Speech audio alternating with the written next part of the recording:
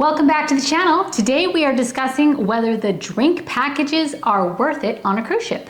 Is it worth buying the drink package on a cruise, or are you better off to go a la carte? What are some of your drink options outside of drink packages when on a cruise? Today we're going to break down all the myths around drink packages, BYOB, buying bottles of wine on the ship, as well as the soda packages to let you know what we think are the best deals and what might be a fit for you. So on most of the major cruise lines, what you'll find for drink packages are a normal drink package. So that will include beer, wine by the glass, and your standard brand cocktails. Some of the cruise lines will include soda pop in your drink packages. So if you're a big soda drinker or you like mixes, some packages will include that as well. And then another level that you can get on most cruise lines is the premium level. Now that will also still include your beer, your wine by the glass, and it will also include your top shelf premium brands. So depending on the drink package and the tier that you're going to select, most drink packages will run you approximately $60 to $120 a day. Again, depending on your cruise line, depending on the tier of package that you chose. So on some cruise lines, you do have a daily drink limit that they impose. For the most part, that's going to be around 15 drinks per day. Some cruise lines don't impose that limit, it's just a no limit, but there are some that do impose a 15 drink per day limit. Now do keep in mind, we have been on cruises where people have probably had their 15 drinks per day, and they have shown that they're quite intoxicated, and unfortunately they were required to go back to their room and were escorted back by security and were not allowed out for the remainder of their cruise. So keep that in mind if you're thinking you're going to max out your drink package. Behavior matters on these ships. It absolutely does. Now, if you're wondering what a drink would cost you while you're on the ship, an average, say, mixed cocktail or beer will cost you between $10 and $15 per drink on the ship. So you have to consider for yourself, do you drink enough drinks to make it worth a drink package per day? Yeah, you got to assume for the most part you're going to need to drink at least 5 drinks per day just in order for the math to work. So for a lot of people that's perfectly fine. They'll get up in the morning, they'll have a mimosa with breakfast, they'll have a couple of cocktails around the pool, they might have a pre-dinner cocktail, and then maybe a glass or two of wine. So right there you're actually above what it would cost you for the daily drink limit. Keep in mind with the drink packages, most ships require that both parties staying in a cabin need to participate in the drink package. So if you have a non-drinker or somebody who doesn't drink often and the other person is a heavy drinker, it might equate out that it doesn't make sense to do the package. Because most cruise lines won't let you do an option where you can buy one drink package and one soda only package for the person who is a non-drinker. You would both have to pay for the drink package in order for one of you to be able to have it. Another thing to keep in mind when looking at the drink packages, when you book your cruise, most times it will be the most economical time for you to buy the drink package before you have set foot on the ship. Once you are on the ship, as a general rule, you're not going to get the option to buy a drink package at a discounted rate. So if it's something that you think you're going to be interested in, buy it at time of booking. It will save you a pretty good amount of money.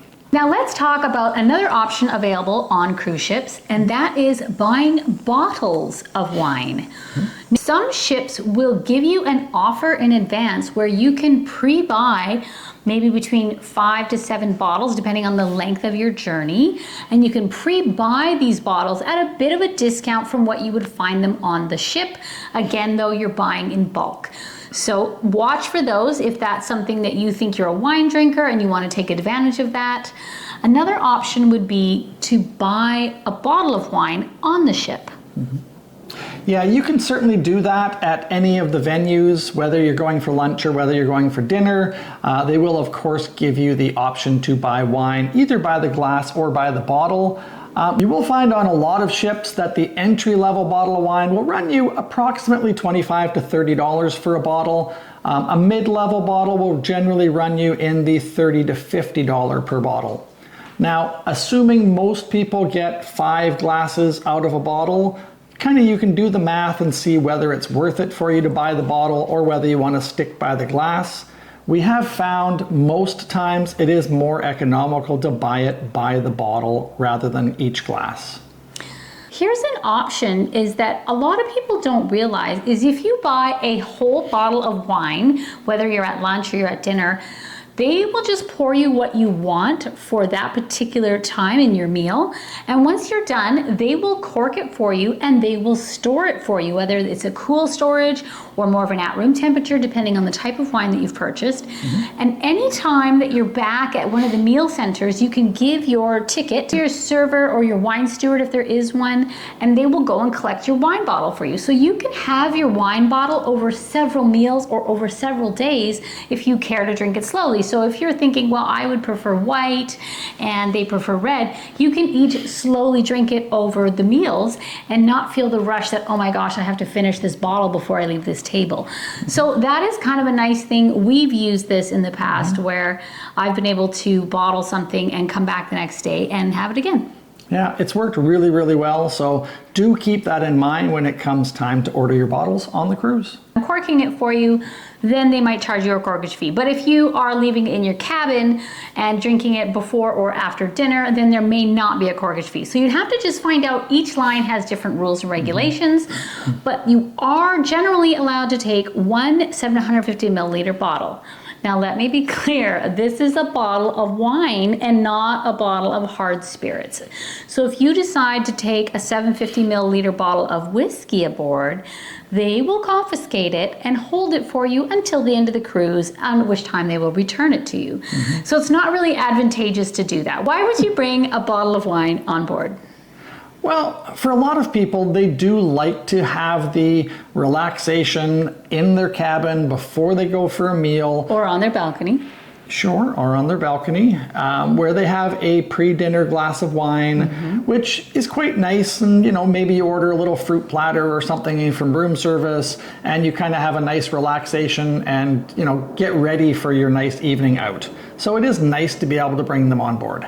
So a big caveat to this is check with your cruise line before you go on board. Yes. Because as Roma mentioned earlier, every cruise line is a little bit different in what they allow. Some allow wine and spirits to be brought on, such as Cunard, we took them, and they didn't really mind what you brought on board. You could bring it on board at embarkation, and you could bring more on board at each stop along the journey. When you go to other cruise lines, they may allow you to bring wine to your room with no corkage fee, while, as I mentioned before, some of the newer rules that are coming into play are a corkage fee charge. But check with each individual cruise line before you sail so there's no surprises. So moving away from the alcohol packages, you can of course also buy on cruise lines these days a soda package.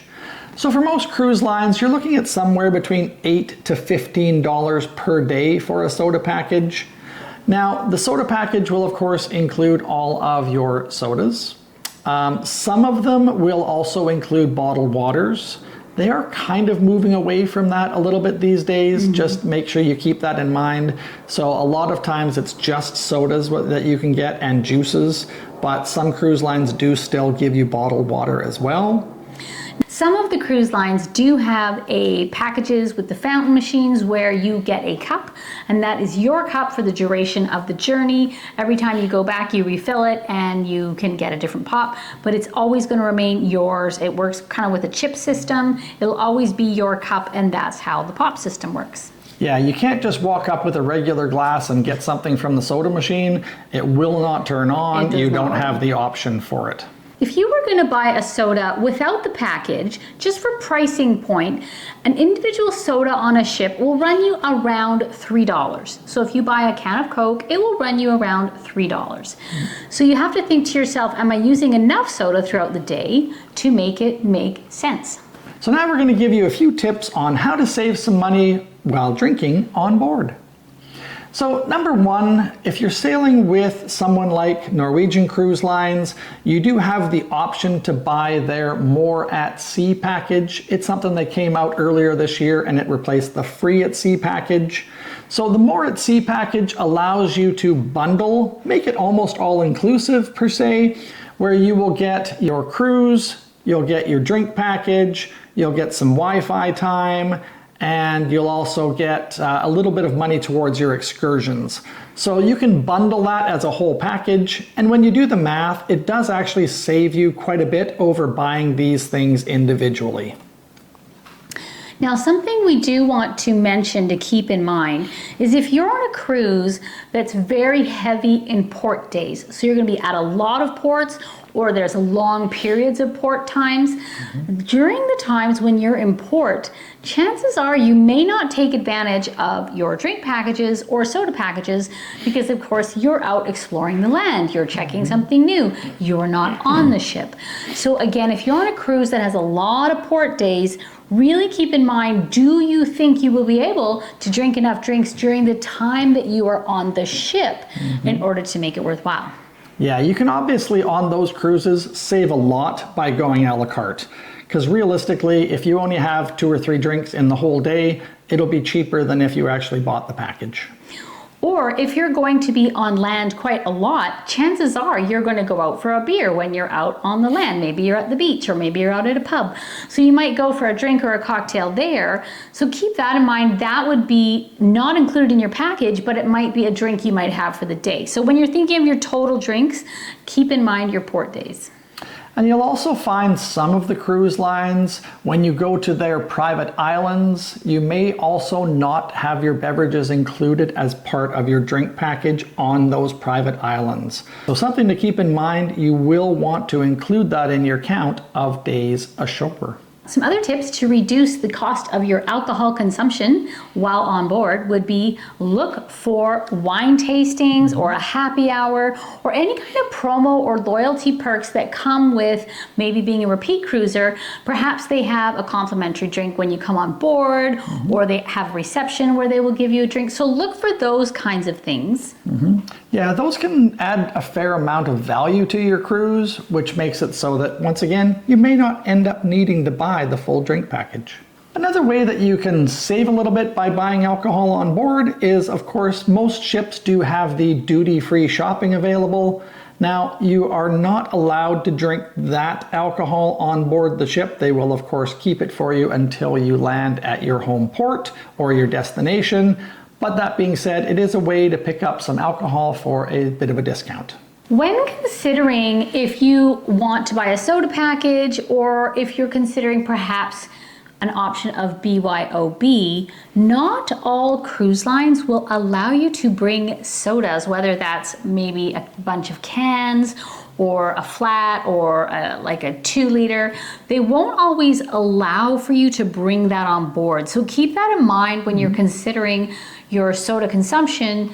Not all cruise lines are pop friendly. If you decide you want to bring your own soda, might not jive. So do check with your cruise line. If you do think that you want to drink a lot of soda and you can't bring any on, a soda package might work for you. Well, we hope this has been helpful for you when trying to decide whether you are going to splurge and buy the drink package or the soda package, or if you're going to do as we do sometimes and do the a la carte option. Honest truth, listeners. Do we buy the drink packages? No, generally we don't. We don't actually drink enough to qualify to really make the drink packages worthwhile for us. But then again, we tend to go on land, so we're not always going to be on the ship. And Jason is not a big drinker. His partner in crime is happy to have a bottle of wine, but we will just buy the bottles because that will be for me, and I'm able to store them throughout the rest of my journey until I'm ready to have wine again. So for us, we personally don't get the drink packages as we would not see the value because, again, both partners have to have the drink package and only one of us would probably take advantage of the drink package. And honestly, the soda package is also something that we don't generally buy. Once again, I don't really ever see myself drinking 3 or 4 soft drinks in a day. There are days where I do like to have one with a meal occasionally, and I will just pay a la carte for that. But over all of the cruises that we've taken, we've saved way more than we would have ever spent on buying the drink packages. Thank you so much for tuning in today. We hope that this has added some value for you when you are looking to book your next cruise. If you find that it did, we would love it if you would please subscribe and like our video. And in the comments, let us know, do you typically buy the drink package or the soft drink package? Or like us, do you do a la carte? What have you done in the past and what's worked well for you? Leave your tips in the comments. Thank you.